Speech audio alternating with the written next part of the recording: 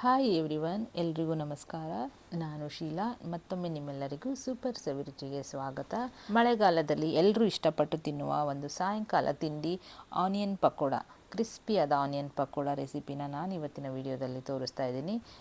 ಈರುಳ್ಳಿ ಪಕೋಡ ಮಾಡೋದಕ್ಕೆ ನಾನಿಲ್ಲಿ 4ರಿಂದ 5 ಈರುಳ್ಳಿನ ತೊಗೊಂಡಿದ್ದೀನಿ. ಅದನ್ನು ಈ ರೀತಿ ಉದ್ದುದ್ದಕ್ಕೆ ಸಣ್ಣಕ್ಕೆ ಕಟ್ ಮಾಡ್ಕೋಬೇಕು. ಇದು ಹೆಚ್ಚೋದಕ್ಕೆ ಸ್ವಲ್ಪ ಟೈಮ್ ಹಿಡಿಯುತ್ತೆ. ದಪ್ಪ ದಪ್ಪ ಇಡಬೇಡಿ, ಈ ರೀತಿ ಎಷ್ಟು ಸಣ್ಣ ಆಗುತ್ತೆ ಅಷ್ಟು ಸಣ್ಣಕ್ಕೆ ಕಟ್ ಮಾಡಬೇಕು.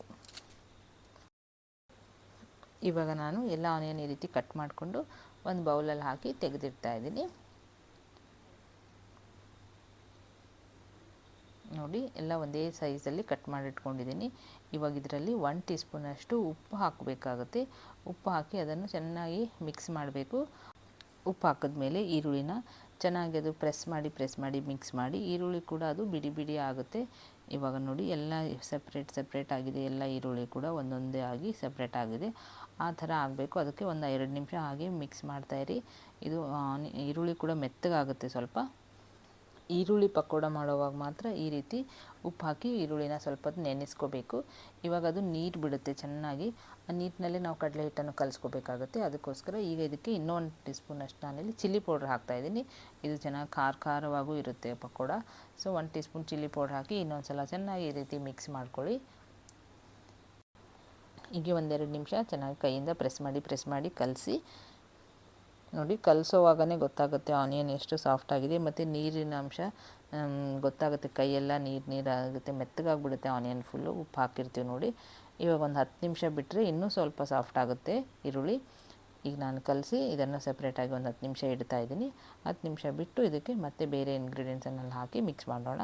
ಈಗ ಒಂದು 10 ನಿಮಿಷ ಆಗಿದೆ. ಇವಾಗ ಇದರಲ್ಲಿ ನಾನು ಒಂದು 4-5 ಹಸಿಮೆಣಸಿನ್ಕಾಯಿನ ಹಾಕ್ತಾಯಿದ್ದೀನಿ. ಮತ್ತು ನಾನಿಲ್ಲಿ 1 ಕಪ್ ಅಷ್ಟು ಕಡಲೆ ಹಿಟ್ಟು ತೊಗೊಂಡಿದ್ದೀನಿ. ಆದರೆ 1 ಕಪ್ ನಾವು ಫುಲ್ ಹಾಕೋಂಗಿಲ್ಲ. ಎಷ್ಟು ಹಿಡಿಯುತ್ತೆ ನೋಡಿ ಹಿಟ್ಟು ಅಷ್ಟನ್ನೇ ಹಾಕಬೇಕು. 2 ಸ್ಪೂನ್ ಹಾಕಿ ಮಿಕ್ಸ್ ಮಾಡಿ ಮತ್ತೆ ಕಡಲೆ ಹಿಟ್ಟನ್ನು ಹಾಕಿ. ಯಾಕಂದರೆ ಒಂದೇ ಸಲ ಹಾಕಿಬಿಡಬೇಡಿ, ಆವಾಗ ಬಜ್ಜಿ ಥರ ಆಗಿಬಿಡುತ್ತೆ. ಜಾಸ್ತಿ ಕಡಲೆ ಹಿಟ್ಟು ಇರಬಾರ್ದು ಇದಕ್ಕೆ. ಪಕೋಡಾಗೆ ಸ್ವಲ್ಪ ಅದು ಈರುಳ್ಳಿ ಎಲ್ಲ ಸ್ವಲ್ಪ ಬೈಂಡಿಂಗ್ ಆದರೆ ಸಾಕು. ಡ್ರೈ ಆಗ್ತಾವೆ ನೋಡಿ ಈರುಳ್ಳಿ, ಅಲ್ಲಿವರೆಗೂ ಹಿಟ್ಟನ್ನು ಹಾಕಿ ಕಲಿಸ್ತಾಯಿರಿ. ಕಲಿಸೋವಾಗನೇ ಅದು ಹದ ಗೊತ್ತಾಗುತ್ತೆ. ತುಂಬಾ ಜಾಸ್ತಿ ಹಿಟ್ಟು ಹಿಡಿಯೋಲ್ಲ, ಯಾಕಂದರೆ ನೀರೇನು ಹಾಕೋದಿಲ್ಲ ನೋಡಿ. ಅದು ಈರುಳ್ಳಿಯಲ್ಲಿರೋ ನೀರಿನಲ್ಲಿ ನಾವು ಕಡಲೆ ಹಿಟ್ಟು ಹಾಕಿದ ತಕ್ಷಣ ಅದು ಡ್ರೈ ಆಗೋಕ್ಕೆ ಶುರು ಆಗುತ್ತೆ. ಸೊ ಸ್ವಲ್ಪ ಡ್ರೈ ಆಗ್ತಾ ಇದ್ದ ಹಾಗೇ ಮತ್ತೆ ನೀವು ಜಾಸ್ತಿ ಕಡಲೆ ಹಿಟ್ಟು ಹಾಕಬೇಡಿ, ಅಲ್ಲಿವರೆಗೂ ಕಲಿಸ್ತಾಯಿರಿ. ಇದಕ್ಕೆ ನಾನು ಒಂದು ಅರ್ಧ ಟೀ ಸ್ಪೂನಷ್ಟು ಅಜ್ವೈನ ಹಾಕ್ತಾಯಿದ್ದೀನಿ. ಯಾಕಂದರೆ ಕಡಲೆ ಹಿಟ್ಟು ಹಾಕ್ತೀವಿ ನೋಡಿ, ಸ್ವಲ್ಪ ಅಜ್ವೈನ ಹಾಕಿದ್ರೆ ಒಳ್ಳೆಯದು ನಮ್ಮ ಹೊಟ್ಟೆಗೂ. ಈಗ ನಾನು ನೋಡಿ ಕಲಸಿ ಈ ಹದ ಬಂದಿದೆ. ಇವಾಗ ಇದಕ್ಕೆ ಇನ್ನೂ ಸ್ವಲ್ಪ ಕ್ರಿಸ್ಪಿ ಕೊಡೋದಕ್ಕೆ ನಾನು 2 ಸ್ಪೂನಷ್ಟು ಅಕ್ಕಿ ಹಿಟ್ಟು ತೊಗೊಂಡಿದ್ದೀನಿ. ಅಕ್ಕಿ ಹಿಟ್ಟು ಹಾಕೋದ್ರಿಂದ ಪಕೋಡ ಚೆನ್ನಾಗಿ ಕ್ರಿಸ್ಪಿ ಆಗ್ತವೆ. ಅಕ್ಕಿ ಹಿಟ್ಟು ಕೂಡ 2 ಸ್ಪೂನ್ ಹಾಕಿ, ಜಾಸ್ತಿ ಹಾಕೋದೇನು ಬೇಡ. ಈಗ ಹಾಕಿ ಇದನ್ನು ಮಿಕ್ಸ್ ಮಾಡ್ಕೊಳ್ಳಿ. ನೋಡಿ, ಡ್ರೈ ಆಗಿದೆ ನೋಡಿ ಹಿಟ್ಟು. ನಾವು ಕಲಿಸೋವಾಗನೇ ಗೊತ್ತಾಗಿದೆ, ಗಟ್ಟಿ ಆಗಿಬಿಡುತ್ತೆ. ಇಷ್ಟ ಆದರೆ ಸಾಕು. ತುಂಬಾ ಜಾಸ್ತಿ ಇನ್ನು ಹಿಟ್ಟು ಹಾಕಿ ತುಂಬ ಕೋಟ್ ಮಾಡಿದ್ರೆ ಅದು ಚೆನ್ನಾಗಿರಲ್ಲ ಟೇಸ್ಟ್ ಅಷ್ಟು. ಇವಾಗ ನೋಡಿ, ಇಷ್ಟ ಆದರೆ ಸಾಕು ಕನ್ಸಿಸ್ಟೆನ್ಸಿ. ನೀವು ನೋಡಿದ್ರೆ ಗೊತ್ತಾಗುತ್ತೆ ಮಿಕ್ಸ್ ಮಾಡ್ಕೋವಾಗನೇ. ಈಗ ಲಾಸ್ಟಲ್ಲಿ ಸ್ವಲ್ಪ ಕೊತ್ತಂಬರಿ ಸೊಪ್ಪನ್ನು ಹಾಕ್ತಾಯಿದ್ದೀನಿ. ಈಗ ಕೊತ್ತಂಬರಿ ಸೊಪ್ಪು ಹಾಕಿದ್ಮೇಲೆ ಇದಕ್ಕೆ 1 ಟೀ ಸ್ಪೂನಷ್ಟು ಬಿಸಿ ಎಣ್ಣೆ ಹಾಕ್ಕೋಬೇಕು. ಬಿಸಿ ಎಣ್ಣೆ ನಾವೇನು ಈ ಕಡೆ ಎಣ್ಣೆ ಕಾಯಲ್ಲಿ ಇಟ್ಟಿರ್ತೀವಿ ನೋಡಿ, ಅದರಲ್ಲಿ 1 ಟೀ ಸ್ಪೂನಷ್ಟು ಹಾಕಿ. ಆವಾಗ ನಮಗೆ ಪಕೋಡ ನಾವು ಫ್ರೈ ಮಾಡುವಾಗ ಎಣ್ಣೆ ಜಾಸ್ತಿ ಹಿಡಿಯೋಲ್ಲ. ಈಗ ಎಣ್ಣೆ ಹಾಕೋದ್ರಿಂದ ಪಕೋಡ ಕೂಡ ಕ್ರಿಸ್ಪಿಯೂ ಆಗುತ್ತೆ. ಈಗ ಇದನ್ನು ನೋಡಿ ಚೆನ್ನಾಗಿ ಹಿಂಗೆ ಮಿಕ್ಸ್ ಮಾಡ್ಕೊಂಡಿದ್ದೀನಿ. ಈ ಕಡೆ ಎಣ್ಣೆ ಕೂಡ ಕಾಯೋದಕ್ಕೆ ಇಟ್ಟಿದ್ದೆ. ಎಣ್ಣೆ ಚೆನ್ನಾಗಿ ಬಿಸಿಯಾಗಿದೆ. ಈಗ ಮೀಡಿಯಮ್ ಟು ಲೋ ಫ್ಲೇಮಲ್ಲಿ ಇಟ್ಕೊಂಡೆ ಇದು ಪಕೋಡನ ಫ್ರೈ ಮಾಡ್ಕೋಬೇಕು. ತುಂಬ ಹೈ ಫ್ಲೇಮ್ ಇಟ್ಕೊಂಡು ಫ್ರೈ ಮಾಡಿಬಿಡಿ, ಆವಾಗ ಒಳಗಡೆ ಚೆನ್ನಾಗಿ ಬೆಂದಿರಲ್ಲ, ಮೇಲ್ಗಡೆ ಮಾತ್ರ ಕಪ್ಪಗಾಗ್ಬಿಡುತ್ತೆ ಬೇಗ. ಅದಕ್ಕೋಸ್ಕರ ಸ್ವಲ್ಪ ಮೀಡಿಯಮ್ ಫ್ಲೇಮಲ್ಲಿ ಇಟ್ಕೊಂಡೆ ಇದನ್ನು ಫ್ರೈ ಮಾಡಬೇಕು. ಒಂದು ಸಲ ಎಣ್ಣೆ ಚೆನ್ನಾಗಿ ಕಾದ್ಮೇಲೆ ಇಮಿಡಿಯೇಟ್ ಮೀಡಿಯಮ್ ಫ್ಲೇಮಲ್ಲಿ ಇಟ್ಕೊಂಡು ಒಂದೊಂದೇ ಪಕೋಡನ ಯಾವುದೇ ಶೇಪ್ ಕೊಡಬೇಡಿ.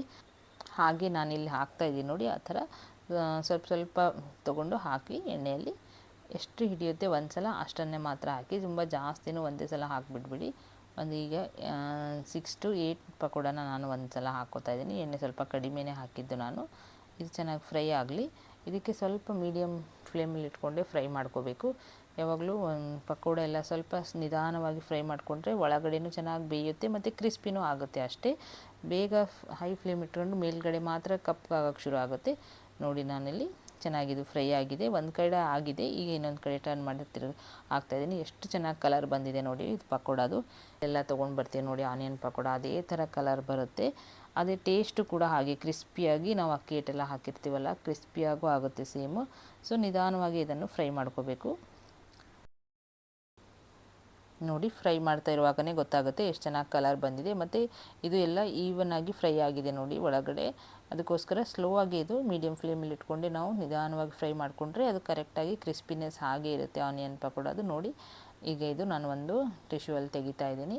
ಎಣ್ಣೆನೂ ಜಾಸ್ತಿ ಹಿಡಿಯಲ್ಲ ಈ ಪಕೋಡ ಎಲ್ಲ ಫ್ರೈ ಆದಮೇಲೆ ಇದಕ್ಕೆ ನಾನು ಕರಿಬೇವು ಮತ್ತು ಹಸಿಮೆಣ್ಸಿನ್ಕಾಯಿನ ಅದೇ ಎಣ್ಣೆಯಲ್ಲಿ ಫ್ರೈ ಮಾಡಿಕೊಂಡು ಹೀಗೆ ಮೇಲ್ಗಡೆ ಹಾಕಿ ನಾವು ಏನಾಗಲಿ ತೊಗೊಂಬರ್ತೀವಿ ನೋಡಿ ಅದೇ ಥರ ಟೇಸ್ಟ್ ಆಗಿರುತ್ತೆ ಪಕೋಡ. ನೋಡಿದ್ರಲ್ಲ ಫ್ರೆಂಡ್ಸ್ ಎಷ್ಟು ಸುಲಭವಾಗಿ ಪಕೋಡನ ಕ್ರಿಸ್ಪಿಯಾದ ಪಕೋಡ ಮಾಡ್ಕೋಬೋದಂತ. ನೀವು ಎಲ್ಲರೂ ಒಂದ್ಸಲ ಟ್ರೈ ಮಾಡಿ ನೋಡಿ, ನಿಮಗೂ ಇಷ್ಟ ಆಗುತ್ತೆ. ಈ ಮಳೆಗಾಲದಲ್ಲಂತೂ ಈ ರೀತಿ ಬಿಸಿ ಬಿಸಿಯಾದ ಬಜ್ಜಿ ಪಕೋಡ ಮಾಡಿಕೊಟ್ರೆ ಮನೆ ಮಂದಿಯೆಲ್ಲ ಇಷ್ಟಪಟ್ಟು ತಿಂತಾರೆ. ನೀವು ಟ್ರೈ ಮಾಡಿ ನೋಡಿ. ನಿಮ್ಮ ಅನಿಸಿಕೆಗಳನ್ನು ಕಮೆಂಟ್ ಮೂಲಕ ತಿಳಿಸಿ. ನನ್ನ ವಿಡಿಯೋ ಇಷ್ಟ ಆದಲ್ಲಿ ಲೈಕ್ ಮಾಡಿ, ಹಾಗೆ ನಿಮ್ಮ ಫ್ಯಾಮಿಲಿ ಫ್ರೆಂಡ್ ಜೊತೆ ರೆಸಿಪಿನ ಶೇರ್ ಮಾಡಿ.